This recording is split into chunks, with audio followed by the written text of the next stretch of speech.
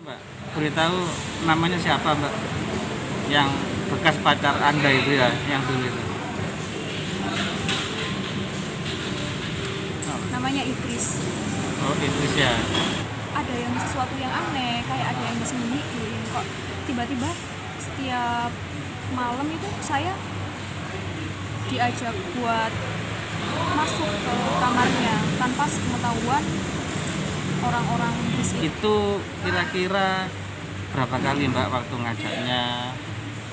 Terus kapan gitu? Ya Ingat-ingat aja Mbak. sering sih, Hmm, sering. sering ya. Waktu itu janjiannya itu langsung ketemuan di hotel tersebut atau ada nggak tindakan dari keluarga Anda, Bapak Ibu untuk masalah ini? Ya kemarin sempat saran dari mama saya, dari pihak keluarga saya akan melaporkan ke LSM, Lembaga Swadaya Masyarakat. Apa itu Mbak? LSM apa itu? Karena itu kan saya waktu saat itu kan masih di bawah umur gitu. Iya.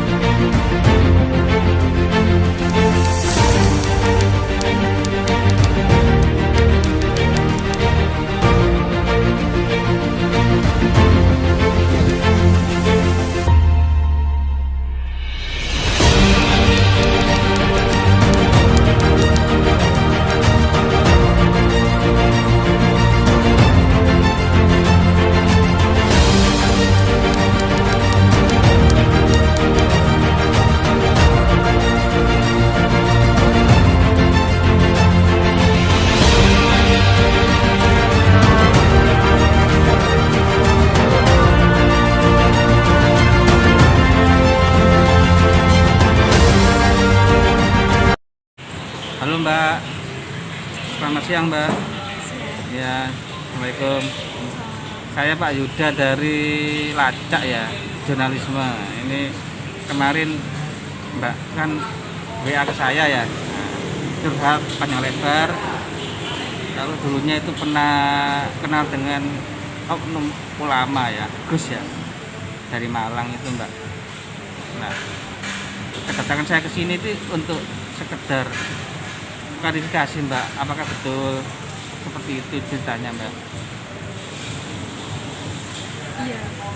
Jadi saya kenal dengan seorang anak ulama. Kebetulan itu dia punya pondok pesantren di Malang. Saya waktu itu masih kelas 2 SMA dan saya ke Malang untuk sebenarnya dengan tujuan untuk pulang ke rumah orang tua saya karena kebetulan papa saya bertugas di Malang. Tapi saat itu waktu saya perjalanan pulang ke Malang, seorang laki-laki yang kebetulan waktu itu menolong saya saat saya kecopetan. Pada saat itu saya merasa senang ada yang menolong. Waktu itu saya langsung diajak untuk ke pondok pesantrennya. Di situ beberapa hari saya di pondok pesantrennya, saya diajarkan beberapa pelajaran agama Islam. Saya didekatkan dengan Tuhan, diajarkan dengan pelajaran-pelajaran agama Islam yang membuat saya itu jadi, oh mungkin ini sosok yang tepat untuk saya. Mungkin ini sosok orang yang bisa untuk menjadi imam saya. Di waktu itu saya masih kecil, pikiran saya udah, ekspektasi saya udah terlalu tinggi karena saya saya nyari alamat orang tua saya juga nggak ketemu, terus saya cari kesana kemari juga nggak ketemu, dan saat itu saya hanya menemuin orang itu aja, anggap aja namanya, sebut aja namanya. Siapa Mbak? Beritahu namanya siapa Mbak? Yang bekas pacar Anda itu ya, yang dulu itu. Namanya Idris. Oh Idris ya. Tapi di kampungnya dipanggil apa? Gus ya? Apa Pak? Di kampungnya dipanggil Gus, di sekitar rumahnya dia juga dipanggil Gus. Karena apa ya? Sebutan Gus itu kan sebutan untuk seseorang yang berilmu tinggi, punya landasan ilmu agama yang baik. Dia juga dari lulusan pondok pesantren, putranya seorang kiai yang menjadi penerus di pondok pesantren tersebut. Ya Mbak, waktu kenal terus diajak ke rumahnya, ke kediamannya oknum ulama Gus itu ya, terus diajak juga ke pondoknya Mbak ya. Itu ngapain aja Mbak waktu di sana Mbak? Anda sama Gusnya itu. Waktu di sana saya cuma diajarkan ngaji, terus belajar tentang agama Islam. Ya saya pikir dia baik, ya, soalnya dari kalangan ulama kiai itu, masa ya saya nggak ada pikiran buruk sama sekali tentang dia.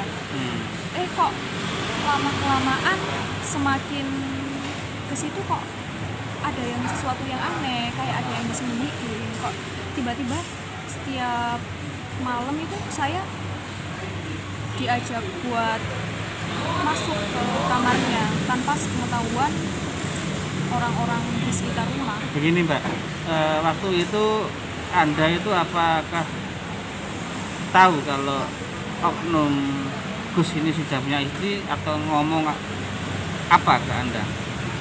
Belum, dia mengakunya single. Oh, belum nikah ya? Belum. Terus ya silakan dilanjut. Ya waktu itu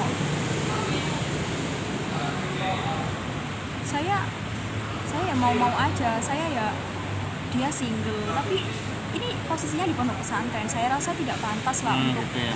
Masih banyak orang ya di sana ya? Iya, melakukan hal seperti itu di pondok pesantren, nggak pantas lah.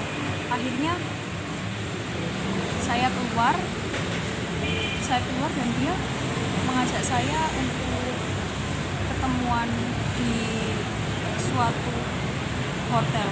Ya. Di mana Mbak? Kira-kira jangan sebutin namanya, di Malang juga ya?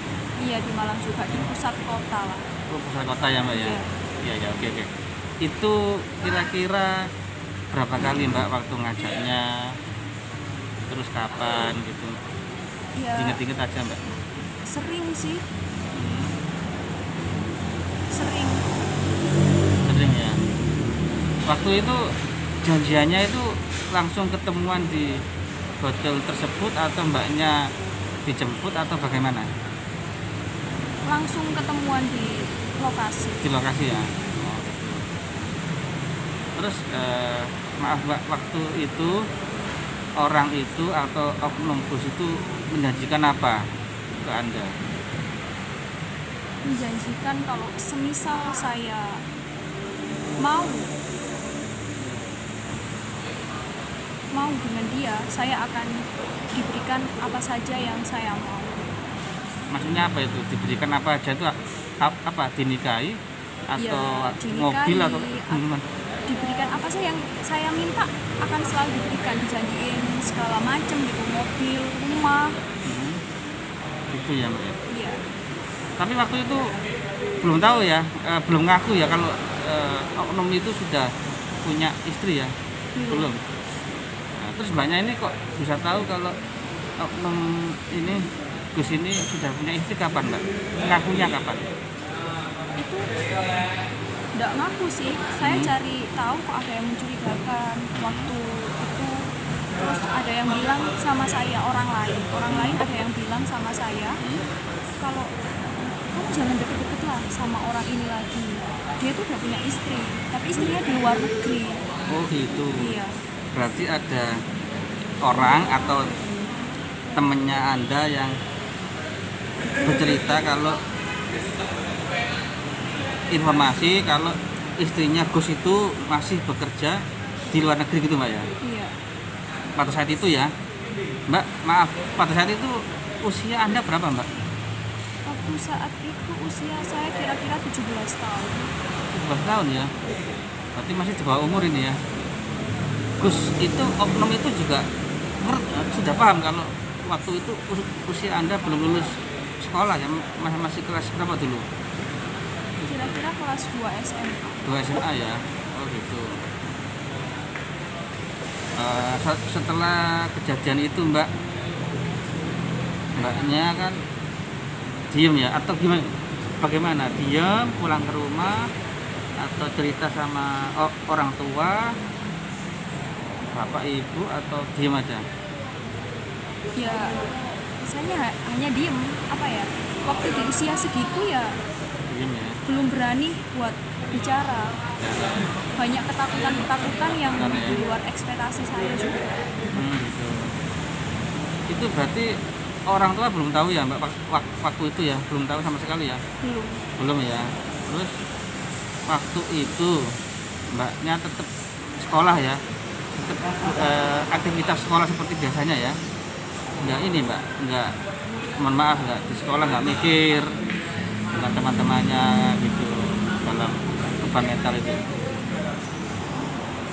waktu di sekolah itu?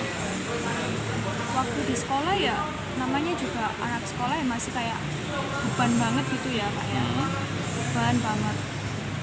Sempat waktu itu ya ada teman dekat saya yang curiga, kamu kenapa kok akhir-akhir ini jadi pendiam gitu. Ya saya tetap aja, saya nggak berani cerita, saya pendam sendiri. Gitu. Iya. Mbak, maaf agak keras lagi ya nanti suaranya. Kalau itu bertahan sampai berapa lama Mbak? Sifat kediaman Anda, sikap ketutupan Anda, nggak cerita sama keluarga itu bertahan berapa lama Mbak? Kurang lebih sekitar 3 bulan. 3 bulan ya? Iya. Nah, setelah itu Mbak, setelah 3 bulan, apa yang Anda perbuat itu ke mantan kekasih Anda ya? Apa yang Anda perbuat itu? Pada waktu itu saya selama 3 bulan itu mencari solusi. Saya ini harus gimana? Saya ngerasa dendam banget kan sama dia. Saya ngerasa dendam banget. Saya harus. Dendamnya di mana Mbak? Kan waktu itu kan, maaf ya, mohon maaf sebelumnya. Waktu itu kan, waktu melakukan itu kan atas dasar ini Mbak, apa? Suka sama dia. Suka ini gimana? Ya. Waktu setelah itu dia langsung pergi gitu aja gitu loh. Oh gitu Nggak Mbak. ada tanggung Waktu jawab. itu berapa kali tau Mbak waktu melakukan hubungan suami istri itu? Waktu di hotel itu? Sekali aja ya. Sekali aja ya Mbak ya. Iya. Terus oknum tadi menjanjikan yang tadi itu ya, yang menjanjikan untuk mengasih apapun yang diminta gitu ya. Iya. Setelah itu apa yang diperbuat Gusnya? Tetap berhubungan normal atau tetap komunikasi, telepon atau SMS? Komunikasi lancar. Saat itu kan belum ada WA ya kalau saat itu. Iya. Ya. Komunikasi tetap lancar, dia minta maaf segala macem dan menjanjikan juga akan segera tanggung jawab. Nah di situ oke, saya nggak nuntut apa-apa, pokoknya dia mau tanggung jawab aja udah cukup. Gitu. Terus apa yang membuat Mbaknya marah saat ini ke oknum itu, Gus itu?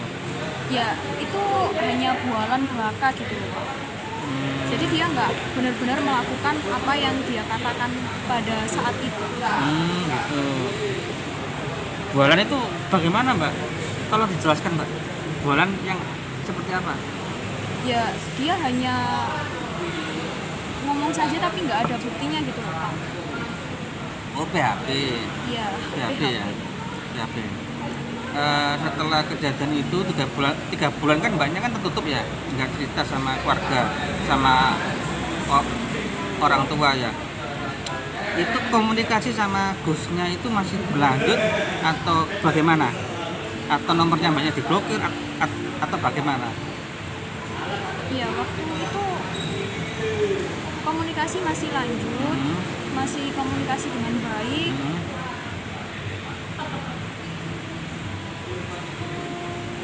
masih komunikasi dengan baik. Terus habis itu mangkalnya di mana mbak? Bencinya di mana? Waktu apa namanya? Waktu terakhir-terakhir ini kok mbaknya kok menjadi marah gitu loh? Ya mungkin karena dendam masa lalu kali ya. Dendam masa lalu ya? Iya. Dendamnya apa sih mbak? Nggak mau tanggung jawab itu tak? Ya? Iya. Nah, terus Anda sama keluarga untuk oknum bos ini mbak? Dari keluarga ya gimana ya, soalnya saya juga dari keluarga yang kurang berada, jadi nggak mau berurusan dengan orang-orang seperti itu. Nanti anggapan keluarga saya nanti malah ribet. Ya udahlah, kamu perbaiki diri kamu sendiri aja. Kamu gitu. jadi orang yang lebih baik lagi sekarang. Nggak ada hubungan sama beliau juga nggak masalah. Pokoknya kamu harus jadi lebih baik aja dari sebelumnya. Begitu. Iya. Tapi saat ini orang tua sudah tahu ya mbak ya? Sudah tahu ya. Terus nggak ada tindakan mbak untuk mendatangi langsung rumahnya atau pondok pesantrennya? Tidak. Tidak ya. Kenapa mbak? Karena ini kan juga aib juga gitu mbak. Iya, karena takutnya nanti nama pondok pesantrennya juga jadi tercemar. Loh kan banyak kan dirugikan. Iya, tapi dari pihak keluarga saya sendiri juga merasa nggak sampai hati gitu loh. Soalnya itu pondok pesantren yang benar-benar sangat terkenal di Kota Malang. Iya. Itu mbak ya. Mbak ini yang terakhir ya pertanyaannya. Ini kan kejadiannya sudah lama ya, setahun lebih ya. Ada nggak tindakan dari keluarga Anda, Bapak Ibu untuk masalah ini? Ya kemarin sempat saran dari mama saya, dari pihak keluarga saya akan melaporkan ke LSM, Lembaga Swadaya Masyarakat. Apa itu mbak? LSM apa itu? Karena itu kan saya saat itu kan masih di bawah umur gitu. Iya. Jadi akan coba dilaporkan ke sana. Nanti bagaimana tindak lanjutnya keluarga saya yang ngatur. Tetap. Jadi intinya mbaknya ini sama keluarganya itu minta keadilan mbak ya, tetap ya. Iya. Minta keadilan dan minta itikat baik dan pertanggungjawaban dari Gus ini ya. Nah ini mbak, misalkan Gus ini tidak mempedulikan atau acuh tak acuh, apa tindakannya mbak? Ya meskipun sudah acuh tak acuh kan pasti ada tindak lanjut dari pihak yang bersangkutan. Kan keluarga saya juga sudah melaporkan juga. Melaporkan kemana boleh tahu mbak? LSM. LSM, berarti belum ke polisi ya? Belum ya?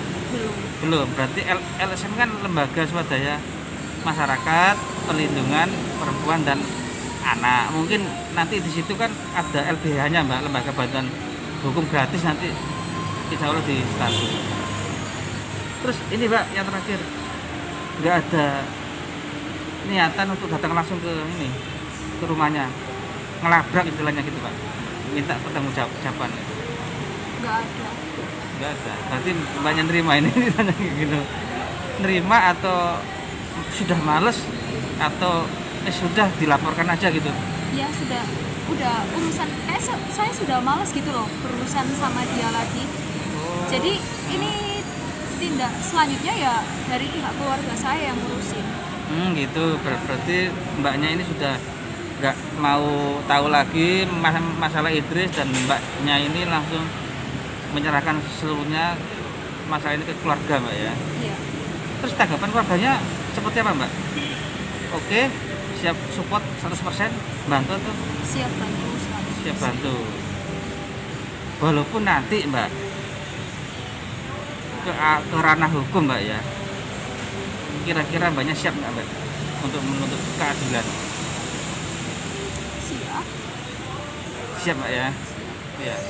Ya ini mudah-mudahan ini apa namanya, mbaknya ini diberikan kesabaran, bisa apa namanya tetap istiqomah ya mbak untuk menuntut keadilan. Soalnya kan kalau kayak gini, kalau dibiarin kan banyak korban yang lain mbak yang berjatuhan juga ya kan. Sudah Mbak, terima kasih, cukup sekian wawancaranya. Selamat siang. Assalamualaikum.